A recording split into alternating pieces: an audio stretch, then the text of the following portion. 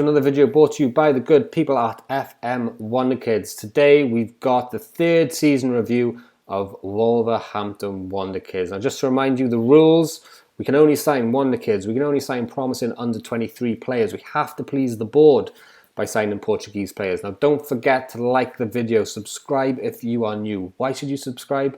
Well, you will never miss a video. On every Monday we've got Wonderkids videos going up. If you haven't seen them, check them out.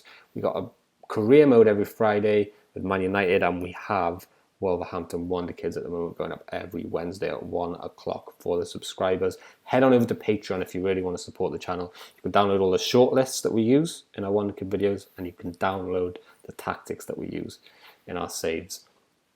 Now, just to remind you of the rules, we can only sign for Wolverhampton Wonderkids, promising under 23 players.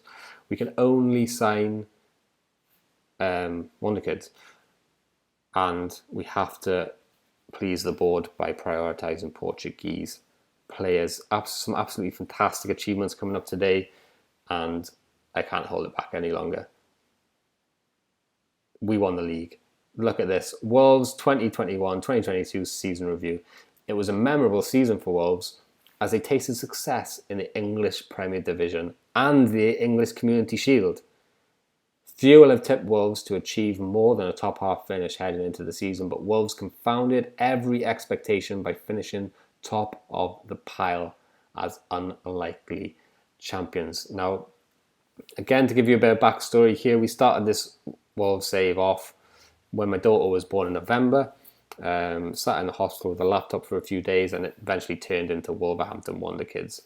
Our plan is, what we want to do is develop the squad, develop the backroom staff, develop the academy so that we can just go on holiday, sim the game every season and just load it up and see that we've won trophies, we've won games, because we have to look after our daughter. Okay, so 2021 season review, we've won the league. Wow, fantastic. Such an achievement. We're going to go through our tactics, we're going to go through our squad, our signings, and the fixtures as well and results. Okay, so first of all, we'll look at that league. We've got to look at the league. Look at that. 91 points, absolutely won it by a country mile. Liverpool 84, Man City 80. We played 38 games, we won 28 games, we drew 7 and we lost 3. Outstanding again. And look at Erling Haaland. We saw it last season and we saw it again this season. He's insane. He scored 40 goals in the league alone. Erling Haaland scored 40 goals in the league alone. Average rating of 8.07. Erling Haaland is insane. Cuisance then and Neves. Follow me on Twitter. There's another bit of news. Another bit of news from Erling Haaland as well. That went up a few weeks ago. I don't know if I can reveal that yet, but if you do follow me on Twitter at FM20 you'll see the spoilers. Yeah, we smashed it. I can't believe it. So let's have a little look in more detail then. Stats, player detailed. And again, Haaland pops up with the best average rating for 2 seasons in a row. Haaland pops up for 2 seasons in a row with the most player of the matches. Haaland pops up again for 2 seasons in a row with the most goals, average minute per goal, and the most shots. I'm not sure if he's got all those 3 seasons in a row, but he got some of them. You have to pop back to the previous video because I can't quite remember. Okay, so I don't know what to say. So we'll look at our squad then. We'll talk you through our squad and our tactics. Here it is. So again, Haaland played centre midfield. Gibbs White was a backup inside forward on the left, but we signed this guy, Vinny Jr. He overtook Jota on the left actually. So yeah, go back to the tactics. Vinny Jr. actually replaced Jota on the left, so Jota became a backup. Jimenez still a backup for Haaland. On the right there, we'll have to change the squad around a little bit actually because it is incorrect. because we won the league by so much. We were playing the kids in the last few games. So we'll go to our transfers first. We'll go to our history. Veloso, we signed here this season. So we go to the previous season, and we spoke about all these in the last episode. This season, we only signed 4 players. We only signed 4 players and we won the league. We did finish second last time. We sold 23.5 and we bought in 80 million. So that's a net spend of about 57 million. We bought Veloso in. He's Portuguese. He is a promising attacking midfielder. Turns into a wonder kid for us. These are his attributes. So we bought him in essentially to please the board so that we can bring other people in. It cost us 21 million. Vinny Jr., we picked up 57 million. We splashed the cash on him. We knew how good he becomes because of our Football Manager Wonder Kids videos. Check those out if you haven't seen them already. But we splashed the cash and he does not disappoint. Ethan Laird we bought in on loan from Man United. Again, wonder kid. Ability to play full-back positions on both sides. Attributes not outstanding, but he's fast and he's determined. We put a future option in for him for I think it was about 20 million. We would have bought him for that, but we missed out. We didn't offer him the contract in time, and he actually went to New York. I think it was. He went to America. Someone offered him the contract. We missed out. I think we were on holiday at the time. Frederico then I think is another Portuguese guy. Oh, Brazilian. I think he's actually Portuguese, but then actually got capped for Brazil. We bought him in because of obviously the board restrictions. I think the board were getting quite funny with our signings, so we had to bring a couple of Portuguese players in. Outs then, a couple of people went out on a free or almost free. Pedro Neto we sold to Newcastle, 17.5, get him gone. Catrone went out on loan again, this time to Brighton. He played 36 games and scored 15 goals. So he didn't do too bad. We want to keep him again because we know how good he gets. We sold Windal and then we sent him out on loan because if you watched the last episode, we weren't confident in how he's performing. He actually got relegated with Portsmouth, so that was a good decision. We actually sold our other left back, Ryan Giles, as well at the end of the season. Did we sell him at the end or did he go out on loan this time? Excuse me, I just find this one out. We sold him. We put him on loan to start with. Then we played him a few games, and then we sold him to Fulham.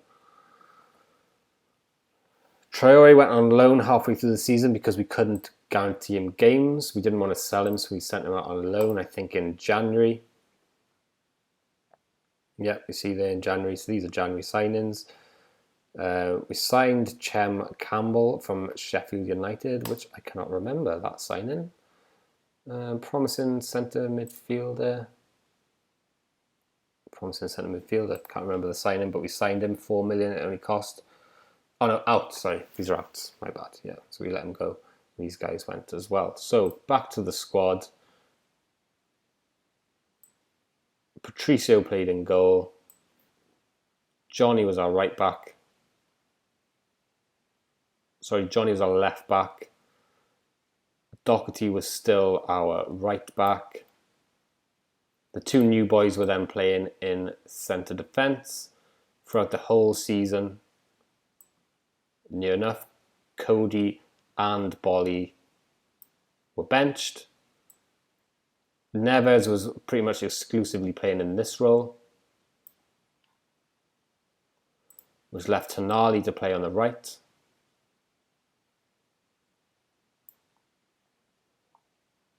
Did Moutinho play this season? Where's he gone? Moutinho. We might have got rid of him at this point. So yeah, left then would have been Cuisance, that's right. Cuisance stepped up here and Moutinho left eventually on a free because he was getting over the hill. Find Cuisance quickly for you guys. There he is. And we played Dembele on the right, Vinny Jr. on the left, and Haaland up front. So Jota then steps back, becomes a backup. Laird is backup for both right and left backs. Jimenez was actually happy with a place on the bench. He only played 5 games, came off the bench 7 times, scored 2 goals. Best decision we ever made, bringing Haaland in. Part of me at the time thought, should we keep Jimenez? But we didn't. We brought Haaland in, so absolutely fantastic. Gibbs White then again cover for inside left and centre midfield. Bellingham as well, obviously cover for centre midfield. Bolly and Cody centre backs, and is our promising forward there. The tactics then for this season. Just double check this. Cross and counter at gegenpress. So this was our gegenpress, which we used when we won the league. The Mazzella on both sides, left-footed and right-footed. 2 inside forwards, pressing forward. 2 automatic fullbacks and 2 defensive centre-backs. 1 this time ball playing, and our super keeper, became more defensive. Going into our schedule then. Let's have a little look. So we beat Liverpool 1-0 in the Community Shield. Bournemouth 3-0. Couple of draws. Huddersfield 3-0 then. Let's have a little look at that.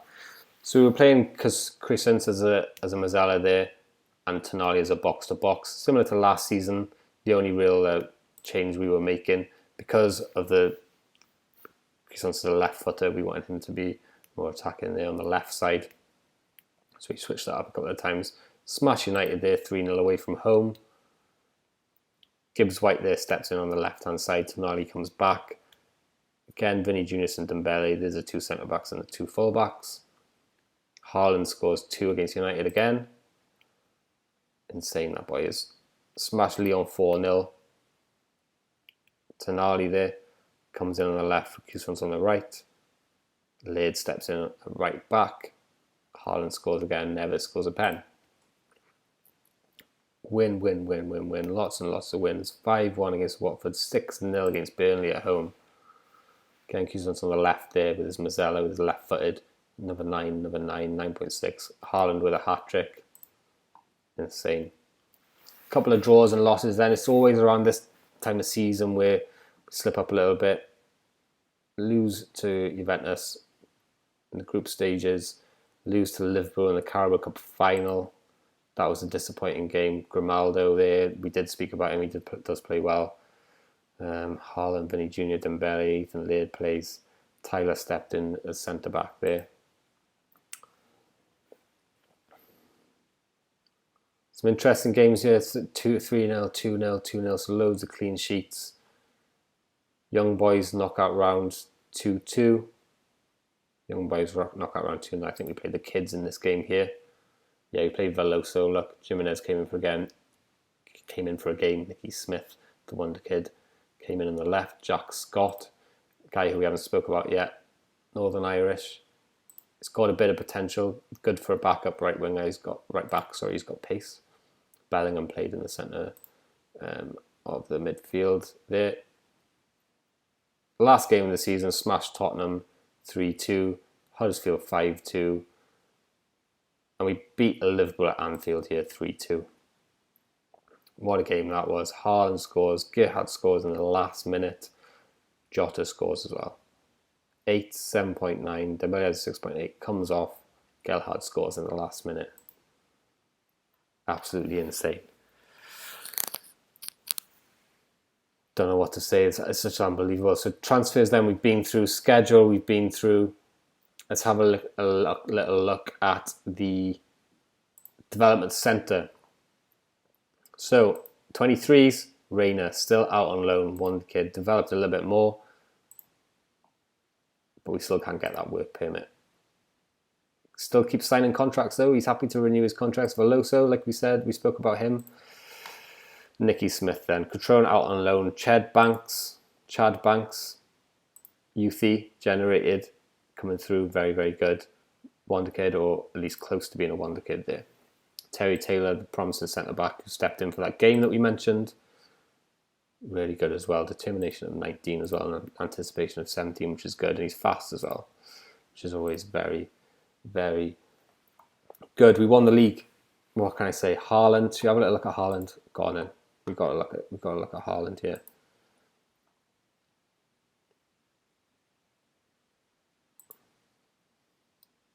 Haaland will win the Ballon d'Or basically if he keeps this form going to the start of next season, he'll win World Player of the Year, without a doubt.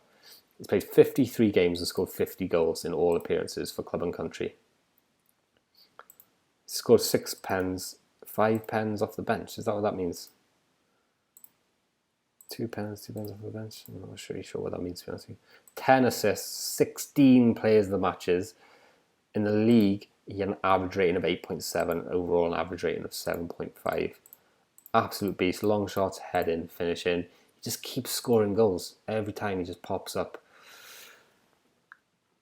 That's it then, I think, for today, guys. So we'll have a little look quickly at the staff. So we've got our assistant manager here, Klug. We employed him last season. Really, really good. We do look at improving on him again, though, so stay tuned on that. Looking at the development centre staff then.